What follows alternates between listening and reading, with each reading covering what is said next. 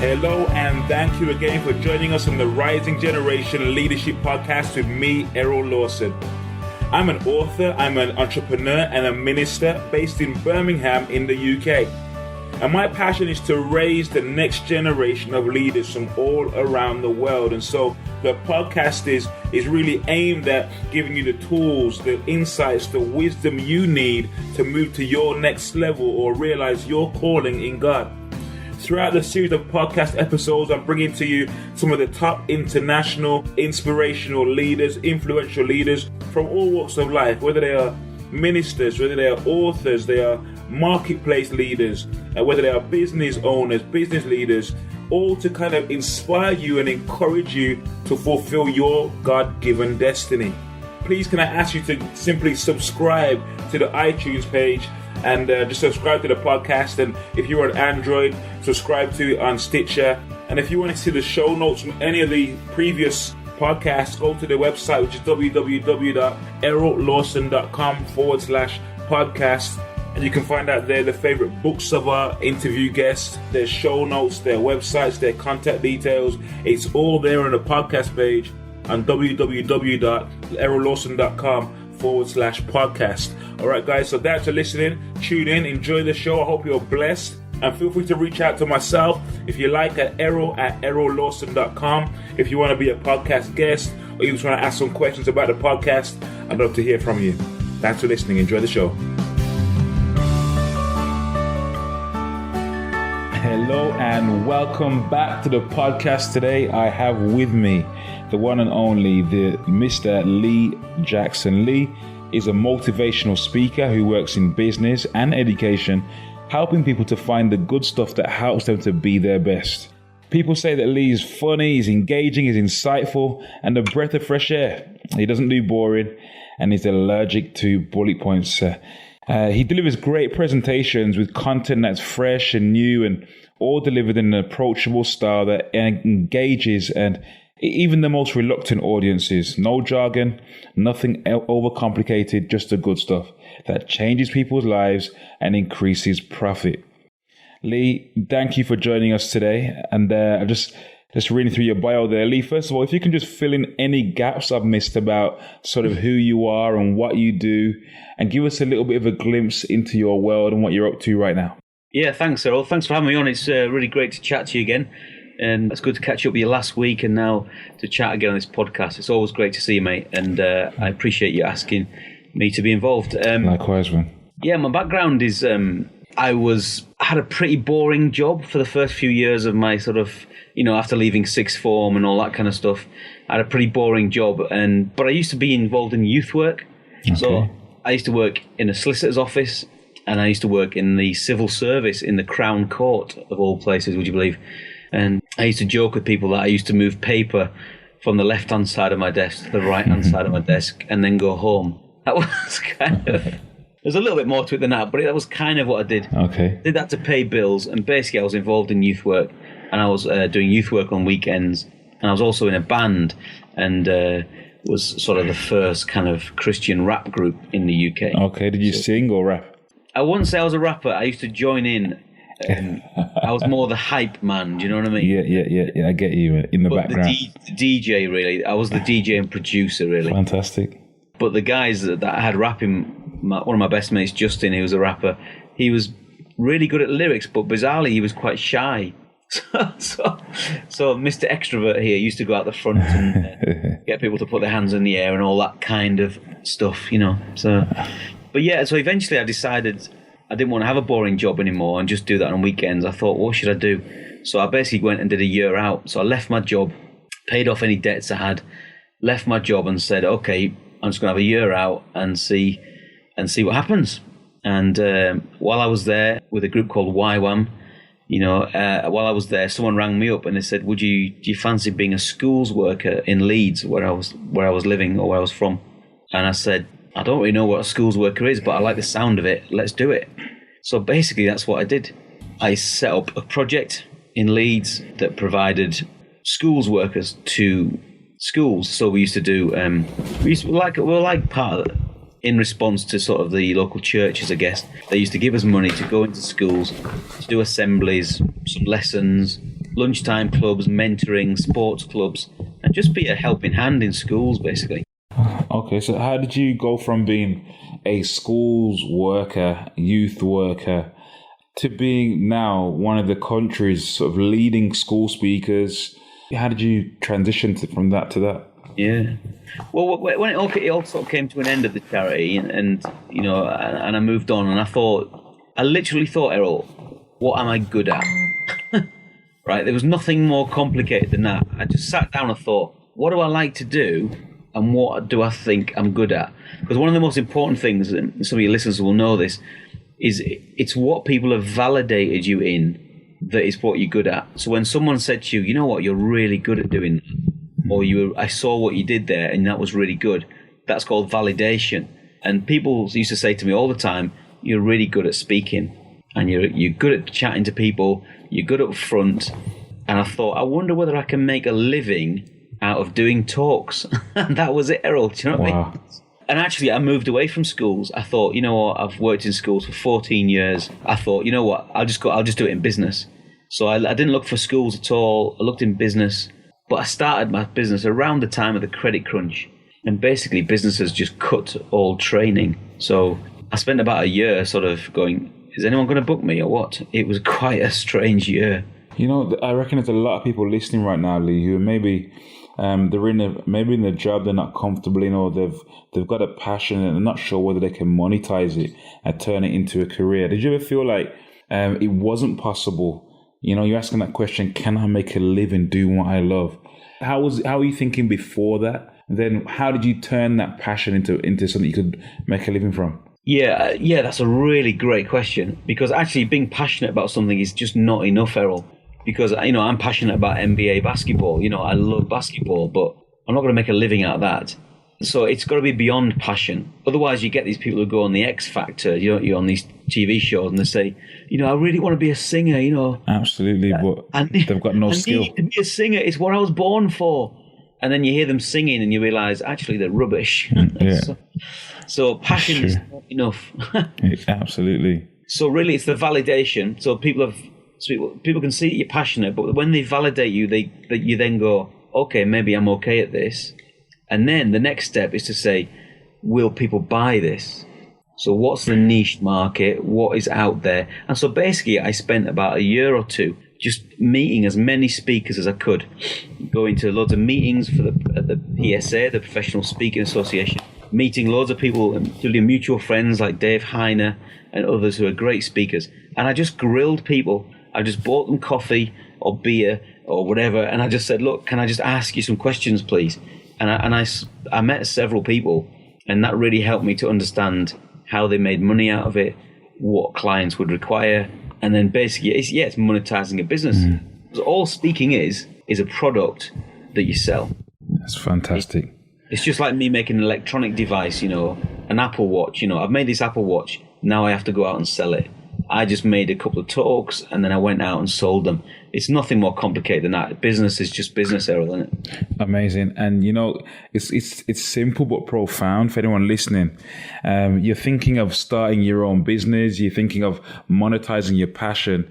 Lee said he spent a couple of years, not just a few days, but a year or two going around speaking to people who are already doing the thing that he wanted to get into. Really simple but powerful piece of advice. If you want to start your own initiative, start your own enterprise, go out and find out who's doing it. Knock on some doors, buy lunch for some people, buy coffees for people, sit down, ask questions, grill them, and get the information and the inspiration you need to take your passion to the next level.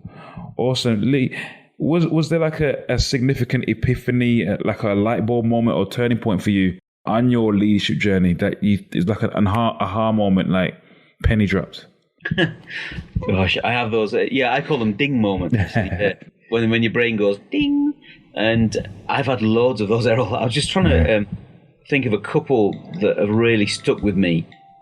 One is when I realised that I could be myself. That sounds like ridiculous advice. I mean, who's listening to this podcast who hasn't heard that before? Do you know what I mean?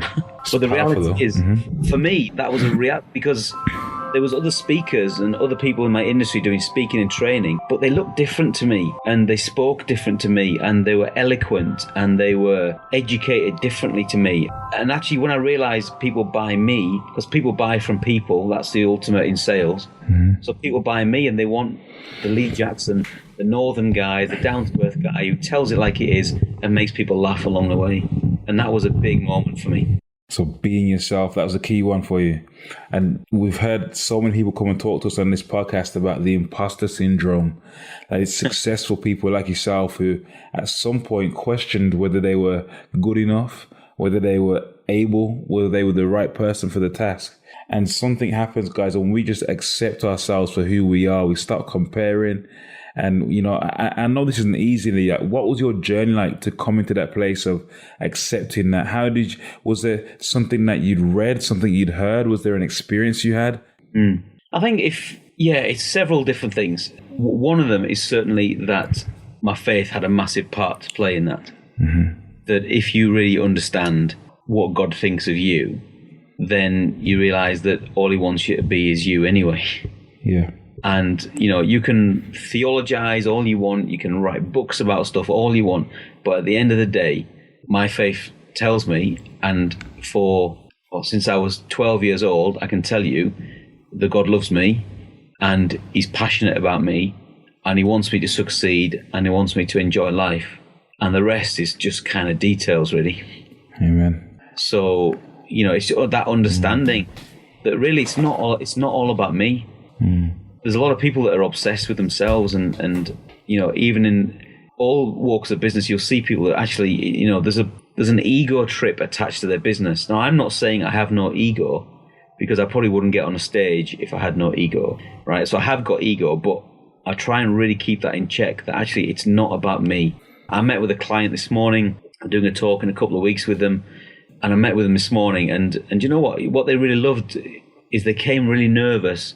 They're worried about this day that I'm doing, and I'm going to do an hour's talk in this day. And they went away really relaxed. They said, oh, now we see you. Now we've talked to you. We just know that you're right for that job. So it's that understanding that, you know, I fit in certain places really well. And some gigs that we get, some bits of my work is not right for me. So I just move away from it, Errol. Do you know what I mean? Just knowing yourself, knowing where you fit, and that ability to say, you know, this is me, this is who I am, and God will fill in the rest, you know. And not being afraid to say no to some stuff.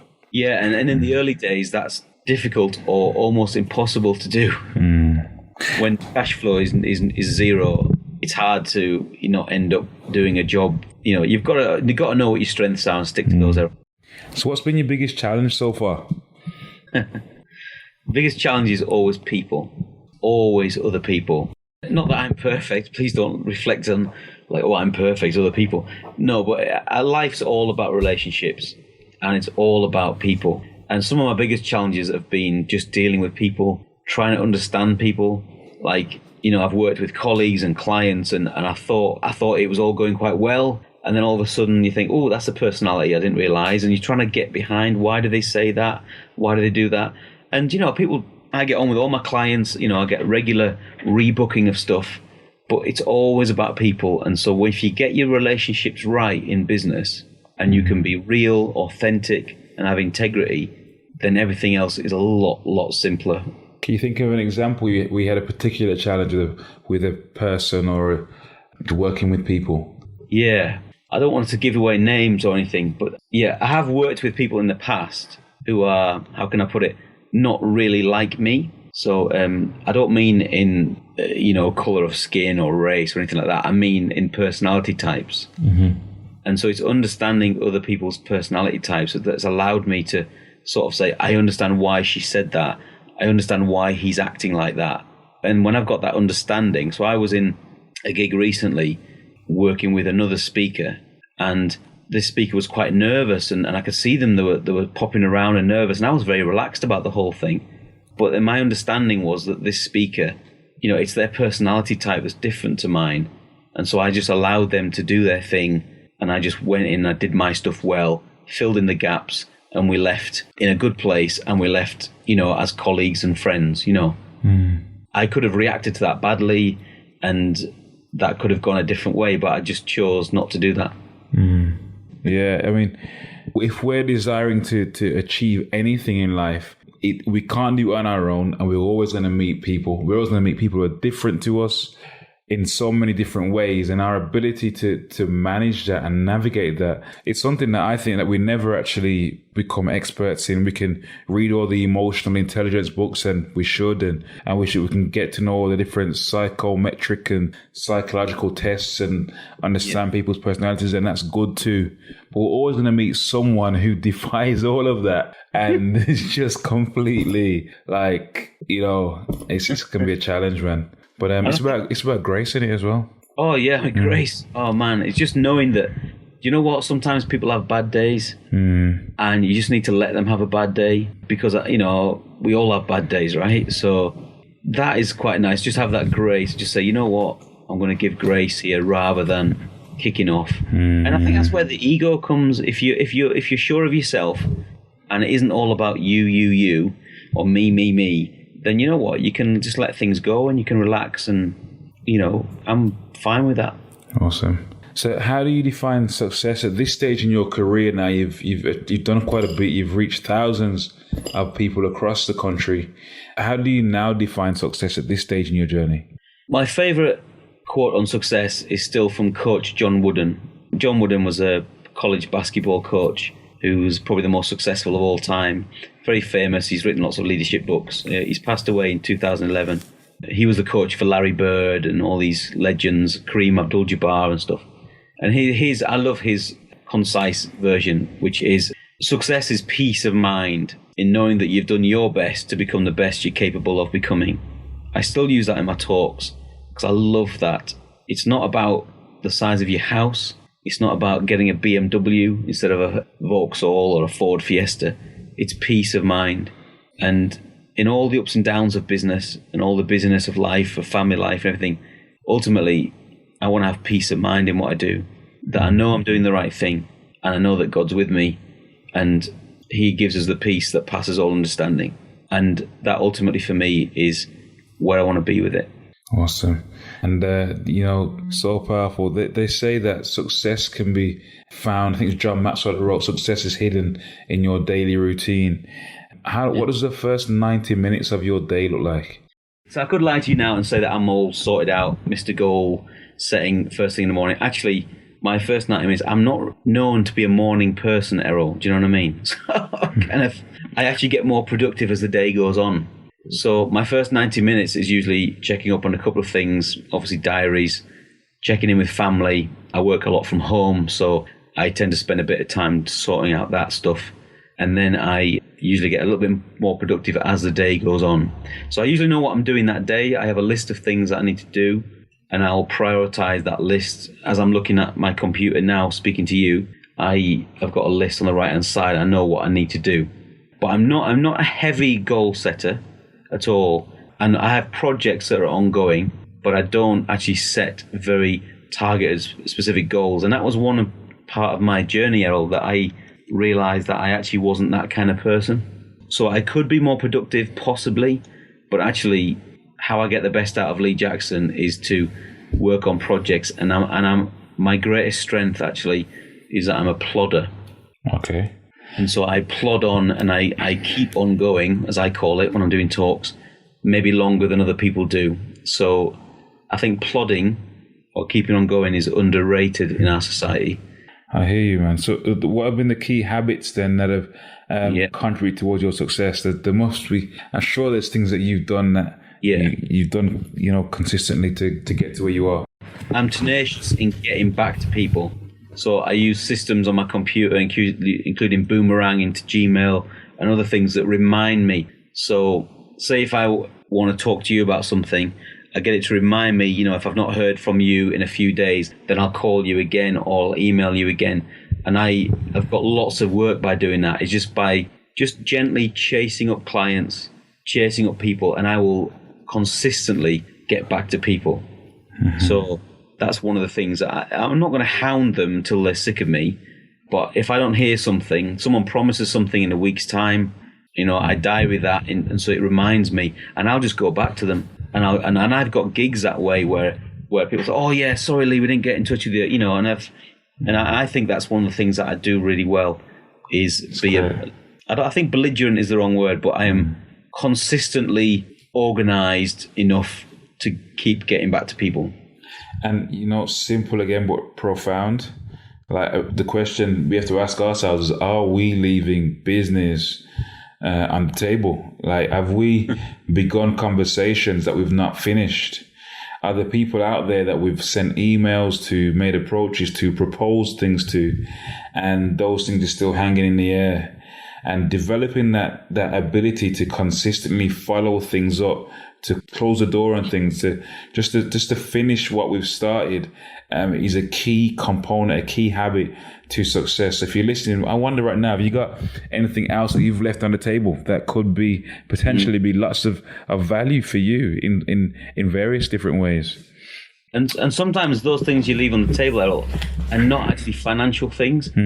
So they could actually be a relationship that you need to chase up. Yeah. A coaching opportunity, a mentoring opportunity that you would chase up. You know what I mean? And I think those things are important because a lot of people fail in business. And I've seen, friends and people that I know not do very well because they sort of try something once and then they just stop. Or they ring somebody once and they don't get through, or they leave a message and when they don't get back to them, they sort of take it personally and they never follow it up again, It's true. So what's your biggest weakness then? My biggest weakness, if I'm not careful, I can easily dwell on stuff in my head and I can easily go down a negative spiral. So like, for instance, if I give you an example of that, sometimes I get emails saying, dear sir, we need to talk. How much are you? They've obviously sent that to 12 other people as well as me. So I respond, I try and, I might make a phone call or an email or whatever, and I'll get back to them quite quickly. I try and get back to them the same day. And then if you hear nothing else, or people just say no to you, you could really be like, you can take it too personally, you can be mortified by that. And I think one of my greatest weaknesses, if I'm not careful, I can take things personally. So I have things that keep me in a positive frame of mind. I have things that keep my brain in the right place so I don't end up going down that weakness area, really. And that's one of the things that I work on all the time. And it's a constant thing. And I have a couple of little quotes on my monitor that I'm looking at now. The things that mean the most to you. You've got 3 or 4 things maybe stuck on the side of your monitor. And on the bottom of my monitor, it says, some will, some won't, that's okay. Some people buy me, some people don't, that's fine. I'm fine with that. Yeah. If you work in the market, some people would buy apples from you, some people wouldn't. You know what? It's not the end of the world, is it? Yeah, it's good. Some will, some won't, so what, eh? That's right, yeah. And I think there's slightly ruder versions of that, but I kind of made mine rude. So what's the biggest strength in the back of that, Lee? Yeah, so I think this plodding thing is probably my biggest strength. We've talked about that. The other strength I think I've got, and people tell me about, when you've seen me in sort of meetings and stuff, and you'll know that I think I'm quite good at breaking the ice with people. Okay. So, if you're in like a tense meeting or a meeting with, we've been in like speakers things where we don't really know each other and there's 12 of you around the table. I think I'm quite good at sort of breaking the ice and helping people to relax, really, which is something that naturally becomes part of my speaking thing, that I let people relax at the beginning of my talk so they don't think I'm some, American that's going to be smiling and their life is perfect, and that's just not my style, really, Just authentic, being real, being yourself, man. That's it. And so is there like, is there or was there, before kind of getting into leadership or into the business that you're doing right now, was there anything holding you back? What was holding you back? I don't think there's a lot holding me back. I think I had to learn leadership. I had to learn management and leadership. I learned from some good people, did a couple of courses here and there. The only thing I can think that may hold me back is I don't have a university education. So there was times when I thought, do people need to hear people who've got a university education? I even thought about going to university and just getting a degree, and I thought, why would I want to do that?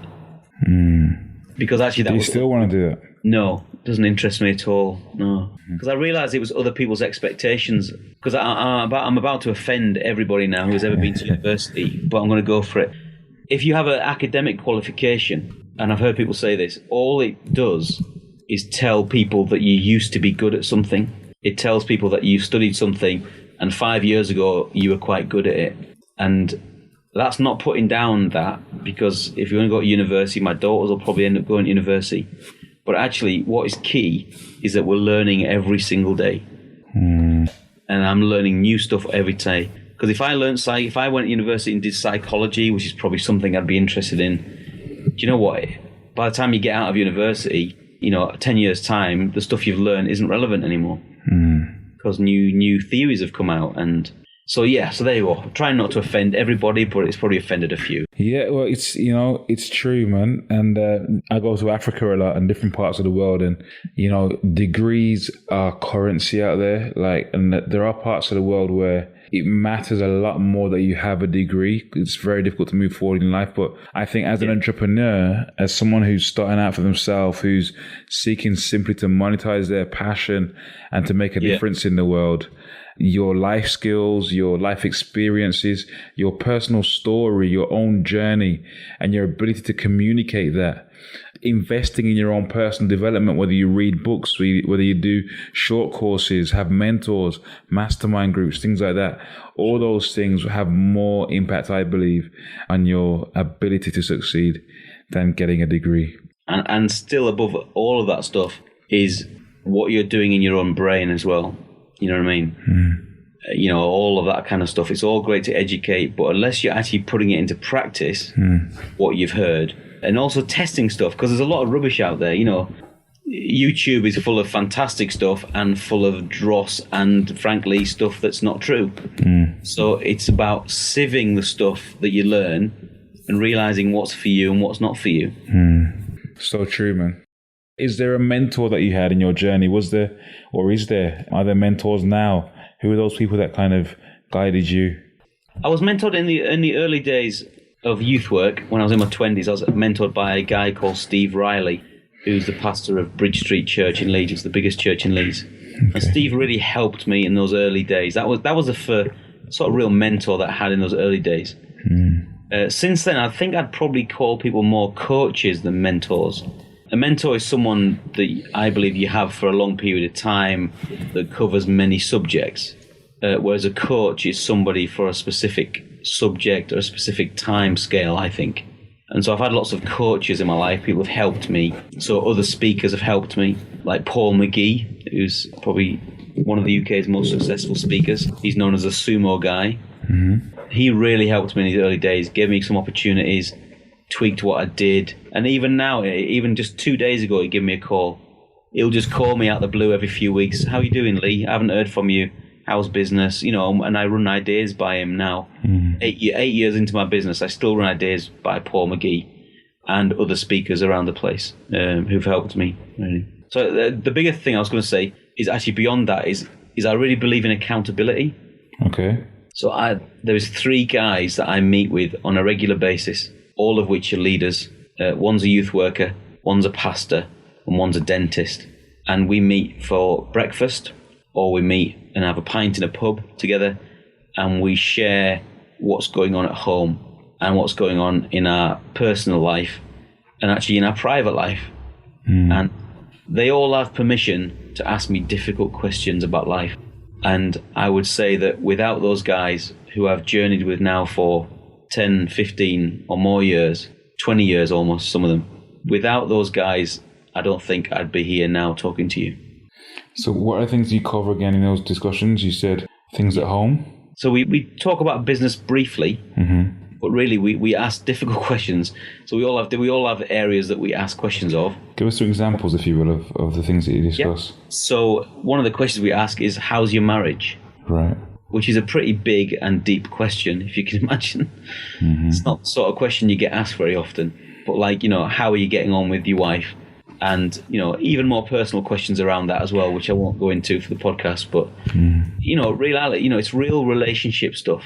Because for me, the most important relationship that I've got outside of the big man upstairs is my wife. And if I'm not spending time with her, if I'm not loving her and developing that relationship, then all the rest of it is just nonsense, really. So we have permission to ask each other those kind of questions. Awesome. That's really powerful. Accountability. Leadership starts at home.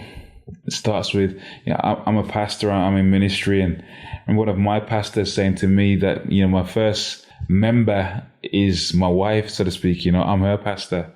And, living that, being that example, putting her first before anyone else and everything else, I won't say it's a challenge, but it's a responsibility, And for me to go and lead out there and, be this speaker, entrepreneur and everything else, but my home not be right would be completely hypocritical, Yeah. And it's a challenge for us all, guys, young or old. Leadership begins at home.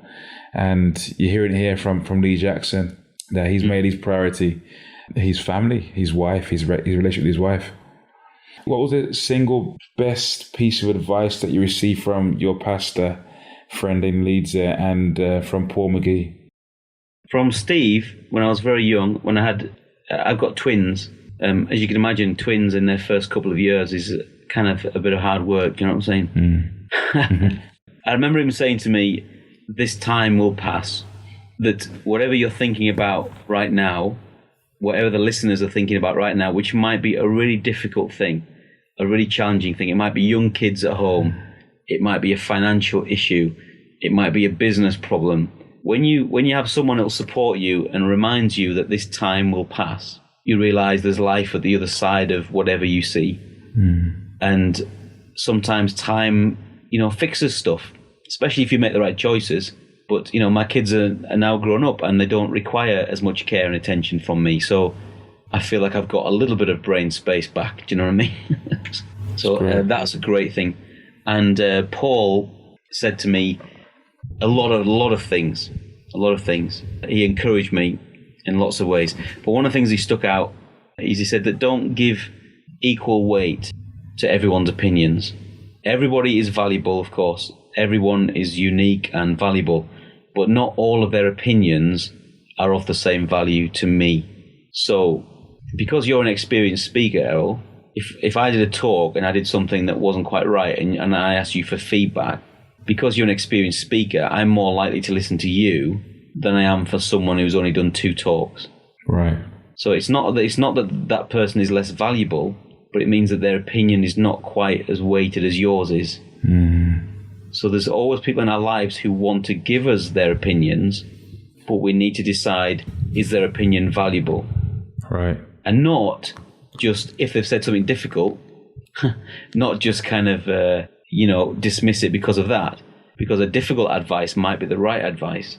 So I think understanding that some people's advice is better than others or more relevant is a very helpful way of thinking about life and advice and help that you get along the way. Awesome. Fantastic. And, for those listening, that's really, really, again, simple but very clear.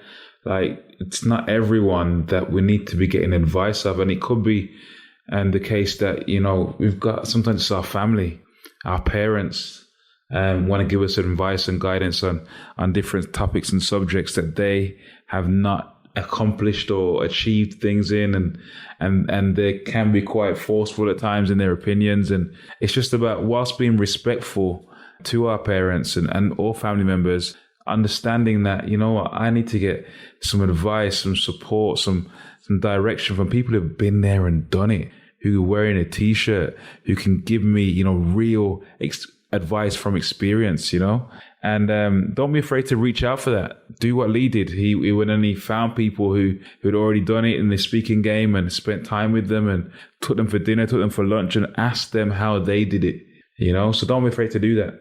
Is there like a book or resource that you'd like to recommend to us, Lee? Yeah, for those who are listening who have a faith, who are Christian, I'd say that the book that's really exciting is God With You at Work by Andy Mason. Okay. Been reading that recently. Andy Mason's from Bethel Church in California, and he runs the Heaven in Business conference and resources.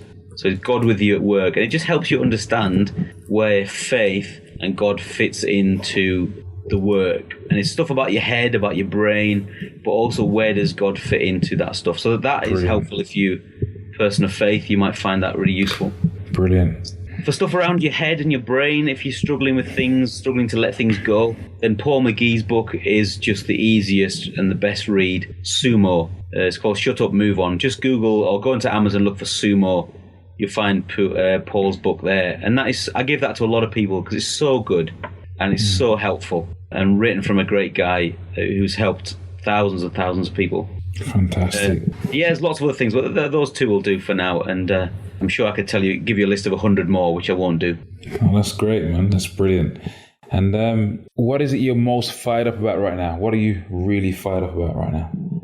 I'm just fired up about just doing my job, just meeting new people, doing what I do, and knowing that it's not all about me, knowing that it's about me and my God together, and we can do great things together.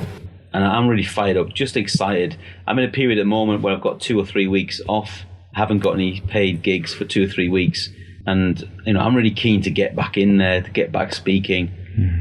Just because I'm excited. I've got hope for the future and hope about what we can do in business and what differences we can make. Because we make a difference in business. We make a difference in our communities, differences in our church and the communities that we live in. And it means, it's fantastic. And I just love living that out in the day-to-day, and I love meeting loads of random people. Where can we find out more about what you're doing? Have you got a website? Yeah, sure. And you've written a few books as well. Are your books available on your website too? Yeah, I've written various books for various audiences. But yeah, you can look at my website is Lee Jackson. That's LWJackson.biz, B-I-Z, leejackson.biz.